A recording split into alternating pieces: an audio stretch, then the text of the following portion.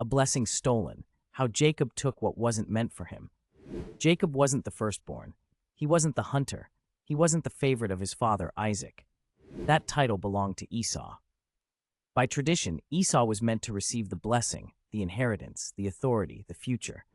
But Jacob wanted it, and with the help of his mother Rebekah, Jacob did the unthinkable. He disguised himself, wore Esau's clothes, covered his arms with goat skin to mimic Esau's hairy arms. He approached his blind father and said, "I am Esau." Isaac, deceived by the smell and the feel of his son, laid his hands on Jacob and gave him the blessing that wasn't his to begin with. When Esau returned, it was too late. The words had already been spoken, sealed, and carried spiritual weight. The blessing was gone, and the damage couldn't be undone. It sounds cruel. It feels unjust.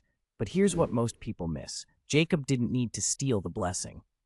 God had already spoken over his life before he was born. The older will serve the younger. The promise was his from the start.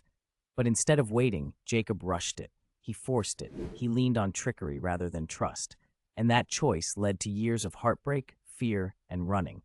The blessing wasn't the problem. The timing and method were. How often do we try to take what God has already promised, just not yet?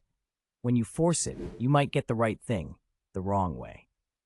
Let God release it, in His time, His way. You won't have to pretend to be someone else to receive what's already yours. Follow for more biblical stories with real-life lessons.